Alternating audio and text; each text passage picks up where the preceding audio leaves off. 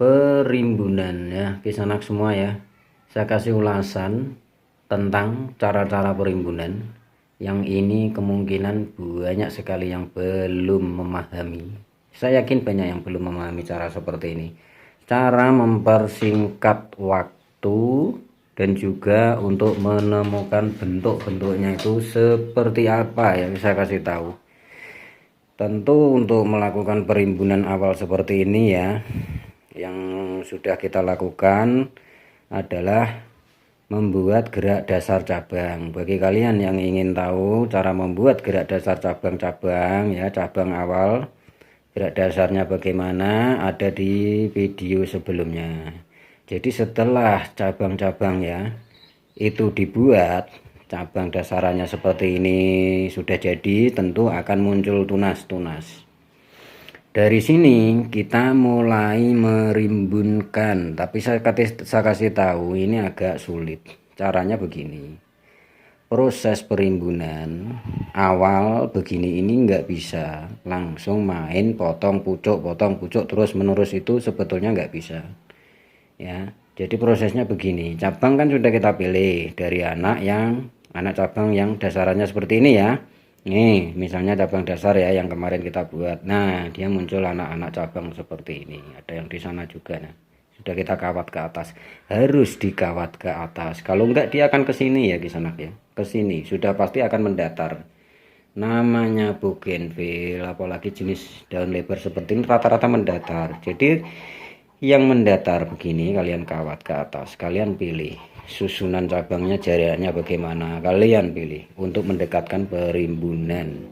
Ini agak sulit, tapi saya kasih penjelasan perlahan, semoga bisa nanti dipahami dan dipraktekkan tuh yang mau mengikuti.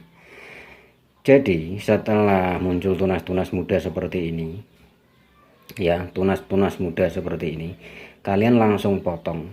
Setelah kalian potong, biarkan 3 hari 4 hari baru di pruning. Kenapa harus menunggu 3 hari 4 hari? Supaya ini agak mengeras Kisanak ya, supaya agak mengeras. Kalau kalian langsung potong dan pruning, sulit untuk tumbuh tunas. Nah ya, jadi biarkan agak mengeras begini. Jadi untuk membuat cabang seperti ini minimal itu 4 mata tunas minimal ya. Nanti yang akan tumbuh dia 3. Nih ya, seperti ini ya. Coba dilihat ini, saya terangkan dikit. Nih kan, ini kan 4 mata tunas. Yang tumbuh 1, 2, 3. Dari ketiga cabang ini, tunas ini nanti akan ke sini. Dia akan tumbuh memanjang ke sini. Lakukan lagi potong pucuk, biarkan 3 hari 4 hari baru di pruning. Seperti itu terus lakukan ya. Cara perimbunan awal ya. Kok kenapa nggak nunggu tua saja sepertinya? Makanya itu nunggu tua ini yang bertambah waktunya. Kalau nunggu tua-tua seperti ini, umur kita semakin tambah ya kan. Jadi kalau kalian melakukan potong seperti tadi sangat cepat sekali, agak sedikit cepat untuk mendapatkan tunas-tunas yang muncul, yang kemudian diprogram lagi untuk potong pucuk, pruning, potong pucuk, pruning seperti itu. Tetapi jangan langsung dipotong, biarkan 3 hari 4 hari baru di pruning ya. Kisanak bisa dipahami kan? Kenapa nggak langsung dipotong pucuk saja? Nah itu nanti kalau potong pucuk saya jelaskan nanti. Itu yang kalau hanya potong pucuk itu adalah proses terakhir. Jadi jika diterapkan dalam tahap perimbunan awal seperti ini, yang kalian dapatkan hanya 2 tunas. Misalnya ini dipotong pucuk saja, yang kalian dapatkan hanya 2 tunas di ujung. Itu betul itu, coba praktekkan kalau nggak percaya. Nah setelah semuanya ya di sana semua sudah terpenuhi, cara-cara tadi mutar tentunya bertahap ya. Kalian lakukan berminggu-minggu, kalian akan mendapatkan ini agak sedikit padat. Tuh kan, sudah pasti agak sedikit padat dan terisi cabang-cabang tunas-tunas ke sana ke sini ya. Nah setelah dirasa cukup, nah nih dari jauh seperti ini aja biar mudah. Setelah dirasa cukup terbentuk, agak terbentuk saja, jangan terbentuk, baru kalian lakukan potong pucuk finish. Jadi untuk daun lebar itu nggak usah padat-padat seperti Singapura, itu nggak usah. dia berjarak antara cabang satu dan tunas satu dan yang lain ya, berjarak 5 cm 5 cm itu saja sudah bagus ya. Karena apa, dia nanti kalau dibungakan akan ketutup oleh kelopak bunga. Kelopak bunganya kan agak lebar ya Kisanak, berbeda dengan Singapura. Kalau Singapura ini memang harus dibuat rapat karena kelopak bunganya kecil-kecil ya, supaya berbentuk bagus ya. Kalau dilihat dari jauh Singapura, daun lebar nggak usah terlalu rapat-rapat, berjarak 5 cm 5 cm saja sudah bagus. Nanti akan ketutup oleh kelopak-kelopak bunga itu. Jadi setelah kalian dapatkan, memutar ya, memutar rimbun dan agak menggunung ya, dirasa sudah maksimal. Nah, baru setelah tumbuh tunas baru dilakukan potong pucuk untuk finish seperti ini. Nah, tentu sudah didapatkan ya, setiap proses dari awal sudah didapatkan barang seperti ini. Bentuknya sudah mumpuni, baru dilakukan potong pucuk ya. Potong pucuk yang dimaksud untuk finish ini tanpa membuang daun seperti ini, hanya dipotong pucuk saja ya Kisanak ya. Hanya dipotong pucuk saja. Jadi yang tujuannya potong pucuk untuk finish ini apa? Merapatkan titik-titik yang agak lubang seperti ini supaya agak rapat. Dan juga proses terakhir dalam melakukan pembentukan itu ada di potong pucuk finish ini ya. Jadi potong pucuk yang seperti ini, yang tanpa membruning daun, itu bisa dikatakan proses terakhir kalian dalam merimbunkan dan membentuk pohon seperti ini.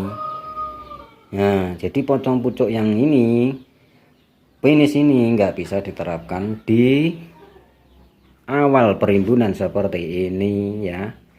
Jadi awal perimbunan seperti ini, jika ingin cepat potong pucuknya yang kemudian di pruning ya seperti ini, potong pucuk setelah 3 hari 4 hari baru di pruning supaya ini agak mengeras ya kan Kisanak ya, paham kan? Mudah kok. Jadi akan tumbuh tunas-tunas seperti ini nih Kisanaknya. Jadi ini nanti memanjang ke sana, ini ke sini, ini ke sana. Potong pucuk lagi 3 hari 4 hari pruning lagi ya. Tetapi jangan lupa perawatannya per minggu dikasih pupuk. Nah, misalnya untuk dosis pot 45 begini, 2 sendok dalam 1 ember proyek penuh, siramkan per minggu. Karena apa? Jenis daun lebar seperti ini sangat identik dengan pupuk. Dia sangat bersahabat dengan pupuk kimia. Jangan ragu-ragu. Ya, memang proses untuk membuat bagus harus keluar biaya. Nanti akan tertutup dengan harga barang tersebut. Jika dinikmati sangat indah dan memuaskan, jika dijual harganya juga lumayan ya kan gitu. Nih, kalau pembentukannya lumayan bagus seperti ini, nah nanti hasilnya juga bagus. Jadi untuk membuat gerak-gerak dasarnya dulu ya, gerak-gerak dasarnya dulu baru dibuatkan perimbunan awal. Setelah perimbunan awalnya itu jadi agak bagus, masuk ke potong pucuk untuk finish. Bisa dipahami kan Kisanak? Ini jadi berbeda perimbunan yang untuk ini dan yang untuk ini itu berbeda. Nih, proses yang selalu saya buat sambung-sambung. Jadi tidak setiap di sini ada tunas cabang sambung, di sini ada cabang ke sana sambung. Nah, ini aja saya potong nih. Nih, ini saya potong, yang dibaliknya juga saya potong. Supaya apa? Peran batangnya itu juga ikut. Nah, kan kalau saya membuat kesan seperti ini supaya apa? Peran batangnya. Nah, dia juga ikut. Batang ini ikut berperan dalam keindahan pohon ini. Jadi kalau dilihat dari jauh saat nanti berbunga itu betul-betul indah. Ya, bunganya hanya di atas begini. Ini agak tinggi loh ini. Ini saya kasih bawah. Agak tinggi ini. Nih. Jadi betul-betul indah. Untuk tanaman hias itu nggak usah muluk-muluk ya. Hanya sketsa seperti ini, hanya karakter rimbun gunung ini, inilah yang terlaris ya. Seperti inilah yang terlaris, rimbun gunung aja. Kalau nggak percaya bisa kalian data ini di grup atau dimanapun. Yang paling laris pasti yang barang-barang seperti rimbun menggunung. Karena apa? Bunga yang akan muncul itu betul-betul maksimal dan terlihat rapi, tertata sesuai bentuk pohon. Nah, iya kan? Bisa dipahami kan? Cara seperti inilah yang paling agak sulit. Kalau yang ini sudah jadi itu mudah, tinggal katain pangkas pucuk, pangkas pucuk. Nah, jika seperti ini baru awal perimbunan, ini yang agak sulit. Semoga bisa dipahami ya bagi kalian pecinta bougainville. Durasi yang agak panjang 1 tahun ini ya, mudah-mudahan bisa sedikit membantu.